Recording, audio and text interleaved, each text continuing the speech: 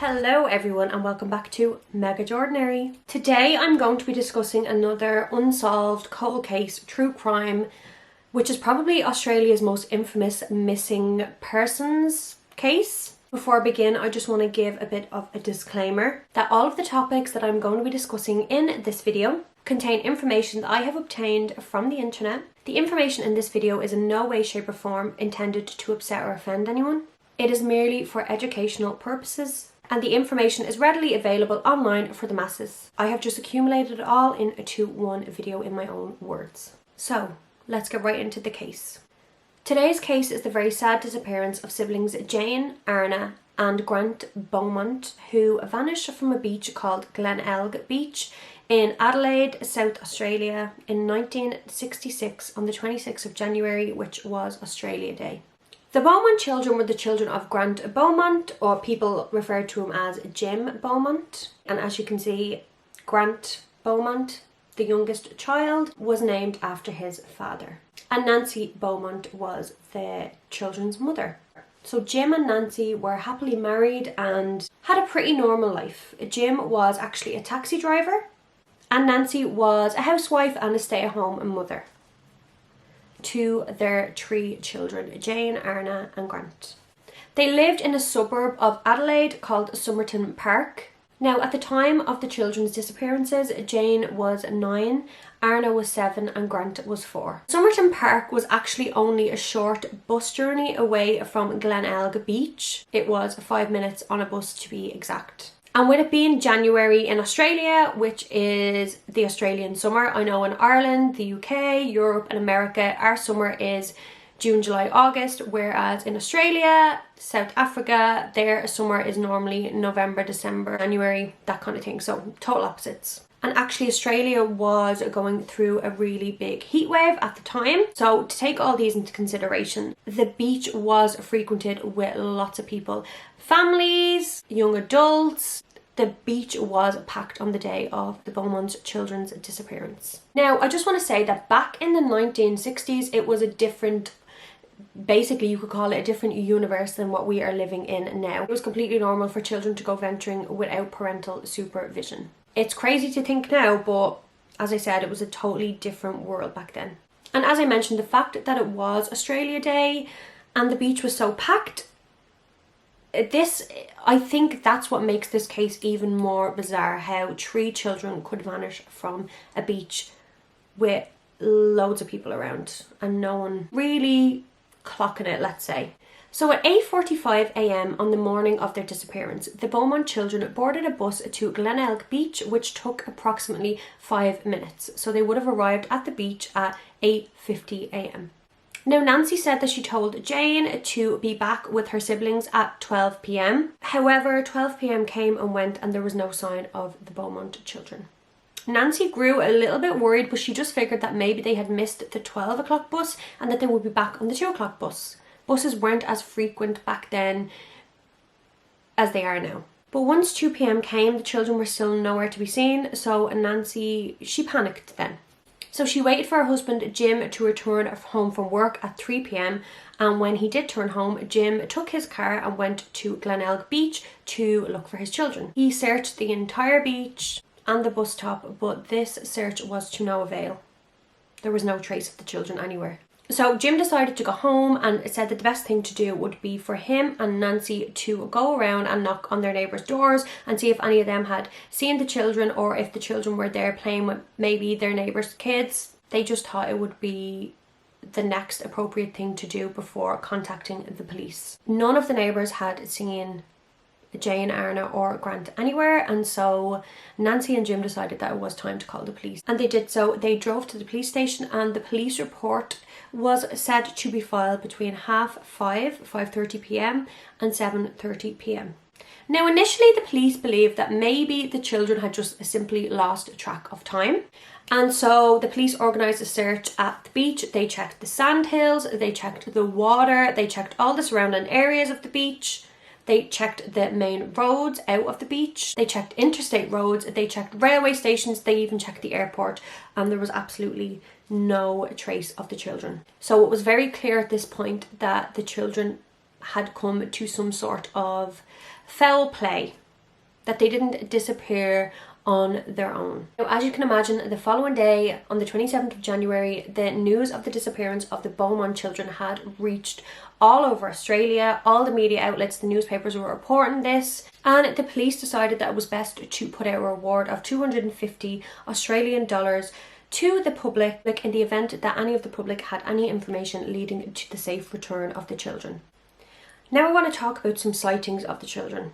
Now, 3 days after the initial disappearance of Jane, Arna and Grant, a woman came forward to the police and said that around 7 p.m. on the 26th of January, she had spoken to 3 children in similar description to that of the Beaumont children near Patawalonga, Beauhaven. The police took this claim extremely seriously, and as a result they drained the entire haven, but unfortunately nothing was discovered. When news broke of the disappearance and the appeal went out, the police urged anyone that was at ONeill beach on the day of the disappearance to come forward with any information, no matter how insignificant they may have thought that it was. They just wanted anyone to come forward to try and piece this puzzle together and locate the Beaumont children. And luckily, several witnesses did come forward, and they all said, every single one of the witnesses all said that they had seen the children at ONeill beach on the day at Collie Reserve, which was a specific location at the beach, and that they were with a man.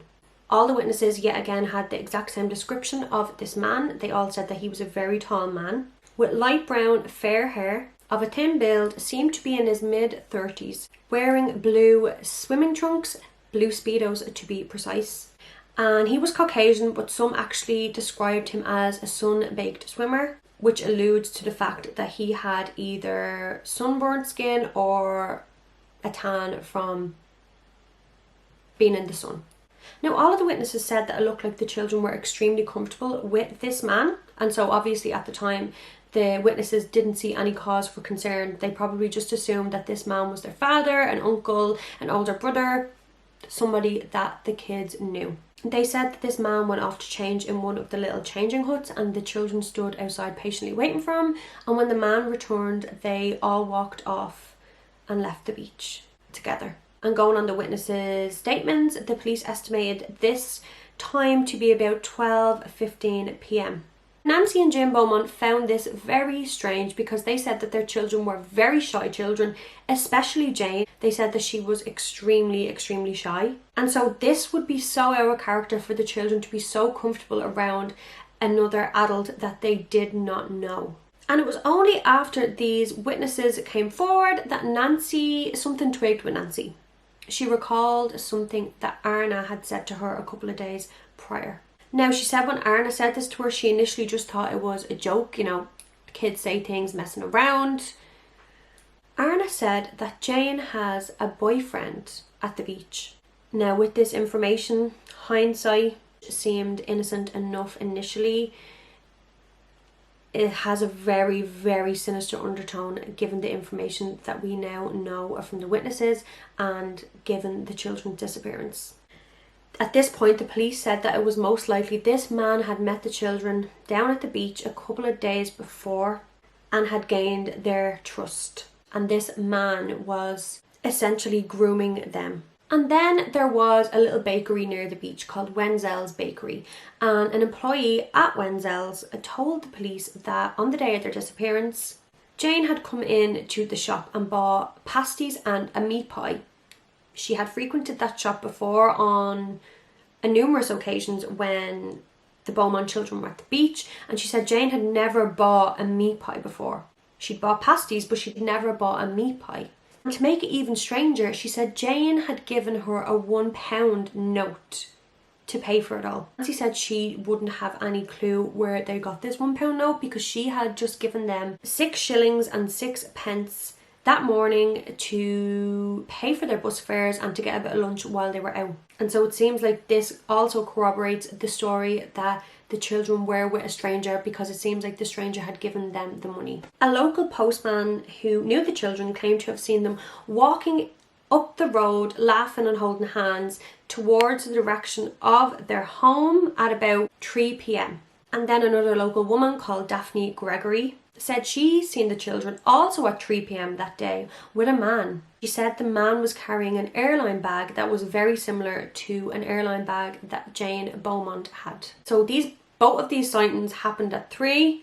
We have to allow for the fact that it could have been like within the hour of 3. It could have been 5 past 3, 10 past 3, quarter past 3. It's just a rough estimate. So, and now the last sighting that wasn't brought forward until a couple of months after the children's disappearance. It was of a woman, and she came forward and said that on the 26th of January, a man and 3 children, 2 girls and 1 boy, entered an abandoned house. Well, she thought it was abandoned. It was an empty house directly beside her home. She claimed that shortly after she seen them enter, the little boy got out and was walking up the road. Then she said the man abruptly ran out, grabbed the boy and brought him back to the house. And she said the next morning the house appeared empty again, and she never seen the man or the 3 children after that. The case gained international attention, and when it did, a Dutch man named Gerard Croizet, I hope I'm pronouncing that right, claimed to have seen the Beaumont children in a vision because he was a clairvoyant. And he said that in the vision, the children were buried in a warehouse kiln near their primary school. And so as a result, the warehouse was demolished. The community actually pulled together and fundraised 40,000 Australian dollars in order to knock this warehouse down. And the excavation took a year, but sadly nothing was found whatsoever. And of course, there was a lot of hoax letters about the Beaumont children, about their whereabouts, claiming to be written by Jane Beaumont. They were all proven to be hoaxes because fingerprint testing in 1992 proved that the letters were written by a 41-year-old man who would have been in his teens at the time of the Beaumont children's disappearance. It was proven to be his writing, and he eventually admitted it was a hoax, but because the statutory of limitations had run out, he was not arrested for wasting police time. Now I want to talk about some of the suspects in the case. Trigger warning. Before I get into the list of suspects, I am going to be discussing some topic, not in great depth, but I will be touching on some topics that are upsetting. There's no doubt about that. They're upsetting, and some viewers may find them very, very unsettling and not want to listen to it. Even though I'm not going to be delving deep into them, you will be very aware of the crimes committed. So I'm just prefacing this with a trigger warning before I go any further. So in 1984, a man named Bevan Spencer von Einem was given life in prison for the murder of 15-year-old Richard Kelvin. Now, because of the nature of the crime, the police suspected that this was not his first crime committed, and they were looking into connecting him to some other unsolved murders of young children, young boys throughout Australia. And so on the police's investigation into looking into cold cases, they twigged that maybe Van Einem was responsible or had some connection to the Beaumont children's disappearances. This was further corroborated because an informant known only as Mr. B, who actually gave information into Richard Kelvin's murder that proved that Van Einem was his murderer, came forward again and told police that Van Einem told him that he had previously abducted 3 children at a beach years prior and took them back to his home to conduct experiments on them. He claimed that one of the children actually died during this experiment. He had connected the children together during these experiments like a human centipede. And he said when one of the children died, he said that he had to kill the other 2 children also, and that he dumped their bodies in a bushland in South Adelaide. The police twigged that Van Einem actually did resemble the police sketch of the man that the witnesses had seen the children with at the beach, and so they looked into it a lot. They had to take this claim extremely seriously. Van Einem had actually been known to frequent Glenelg Beach and had been seen on numerous occasions waiting outside the changing rooms, the children's changing rooms. But the police said that Van Einem would have been around 20 to 21 at the time of the Beaumont children's disappearance, so the witnesses said that this man was older, in his 30s, but then again, it's hard to put an age on people, so who knows. Of course, he vehemently denied this. He denied any involvement in the Beaumont-children's disappearance. But back in 2007, the police were looking at archival footage of the original search that was said to have been shot by Channel 7, an Australian news channel. And there is a man in the footage that looks like Von Einem, very much so. He is seen among the onlookers.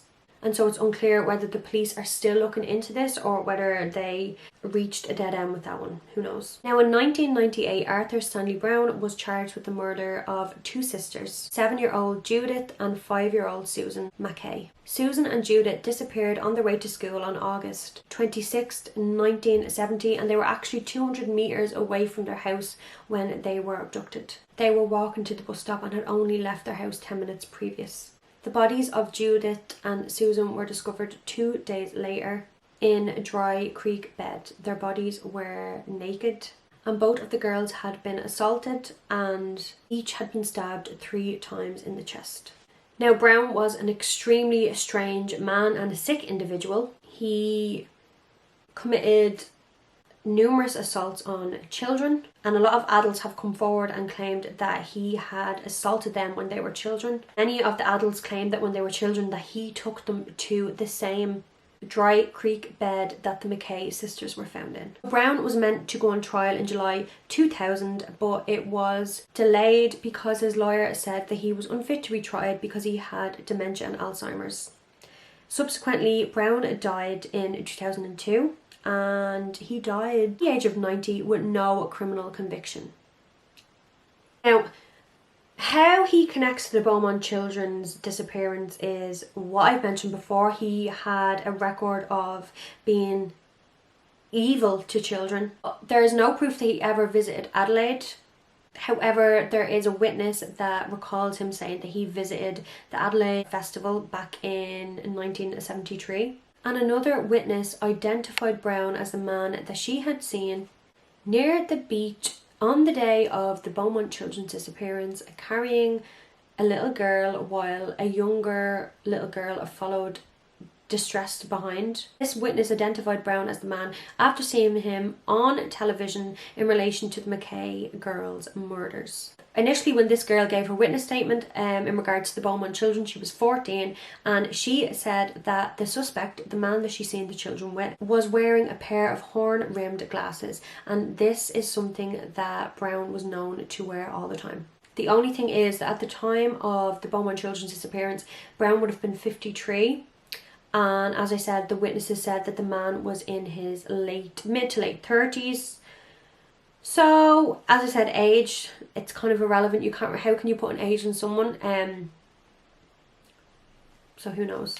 Now, the next suspect is James Ryan ONeill. Now, in 1975, James Ryan ONeill was charged with the murder of a 9-year-old boy in Tasmania, and he was jailed for life. And it came to light that he had told numerous acquaintances and a station owner that he had abducted the Beaumont children. There was actually a documentary that was supposed to come out in 2006 called The Fisherman that implicated or connected him to the Beaumont children, and he tried to take an injunction to block the documentary from coming out, but it was denied, and the documentary aired in October 2006 on ABC.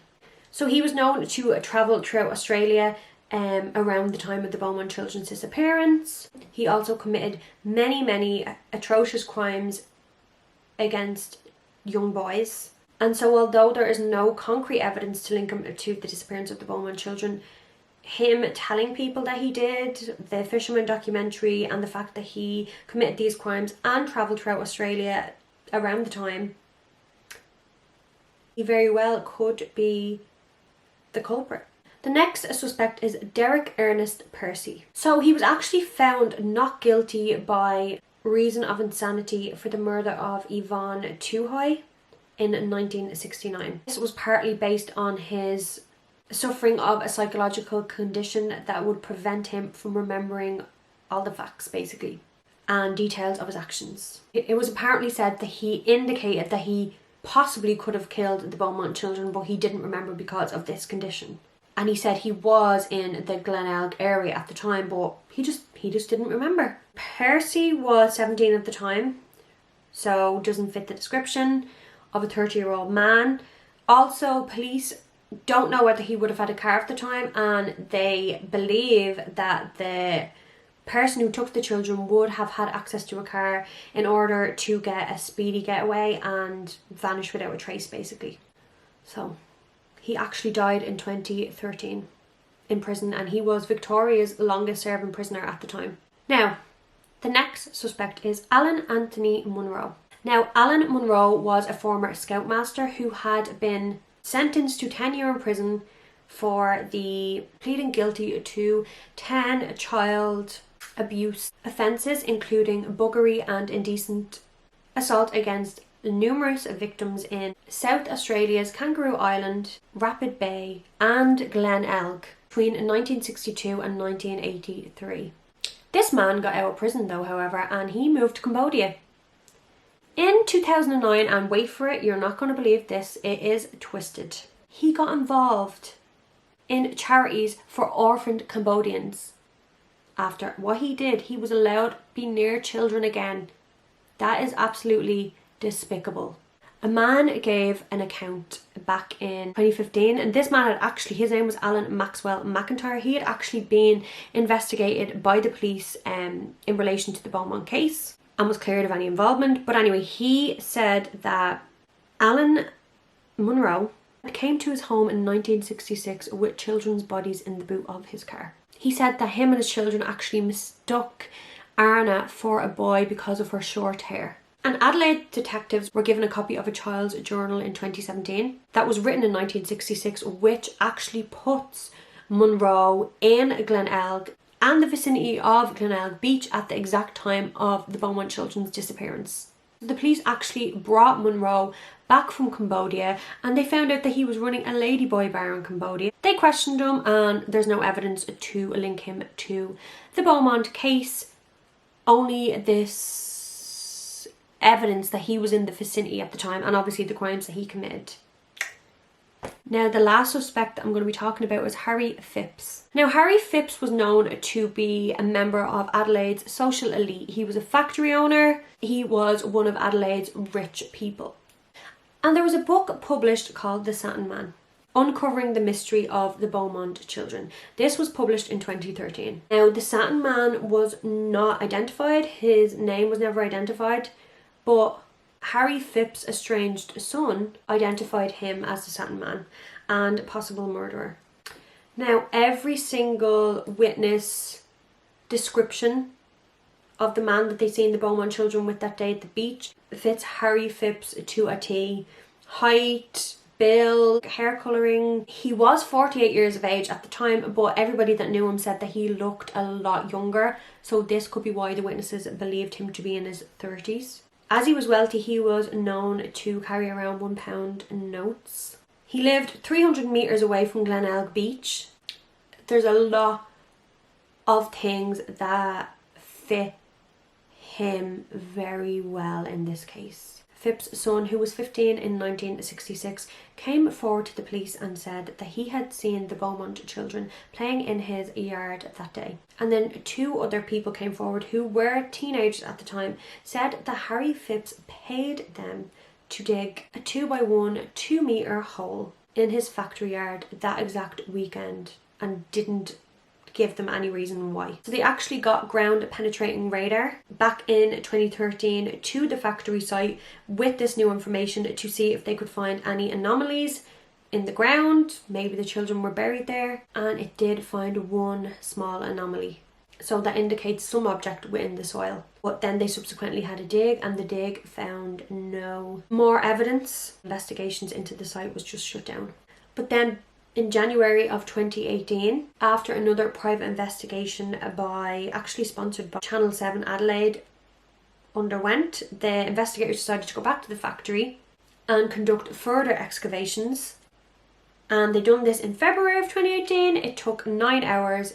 There was animal bones found and just rubbish, but nothing else other than that. Apparently there was a cottage at Castelloy, Harry Phipps's property, that nobody was allowed to enter but him. Apparently it was deemed out of bounds to anyone else, staff alike, no one was allowed to go in but him. And apparently he had lots of satin garments in here that he dressed in that aroused him. And that's why he was coined the Satin Man in that book. So police suspected that there's a possibility that he may have taken the Beaumont children here before murdering them and getting rid of their remains at a different location. Unfortunately, we are still none the wiser what happened to the Beaumont children all these years later. There's actually a reward today for 1 million Australian dollars to anyone that gives information that leads to the return, whereabouts, location of the Beaumont children. Unfortunately, Nancy Beaumont died in September 2019 in Adelaide, in a nursing home, never knowing what happened to her 3 children. And Jim Beaumont is still alive to this day, and he's in a nursing home, and he's also in his 90s, and he probably never will know what happened to his 3 children either. This is such a sad case, and I don't know, what do you think happened to the children, and do you think any of the suspects mentioned is the one responsible for their disappearance? To me, the last one, Harry Phipps, he seems the most likely in my opinion. They are all sick and twisted individuals, but there's too many parallels in Harry's life that would correlate him to being responsible for the Beaumont children's disappearance. I don't know, there's the proximity of where he lived, the description of him, his lifestyle. There's just too many parallels. But let me know what you think. Don't forget to like this video, give it a big thumbs up, subscribe to our channel if you haven't already. It would mean the world to us. We have so many more exciting videos. Next video is going to be me and Jordan, so keep an eye out for that one. And yeah, hit the notification bell so you can be notified when the new video goes live. And yeah, thanks guys, see you soon.